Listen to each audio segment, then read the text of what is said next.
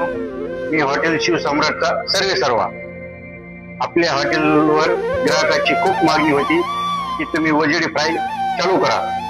त्यांच्या मागणीनुसार आपण उद्या वार मंगळवार दिनांक 26/5/2026 पासून वजिडी फ्राय चालू करत आहोत.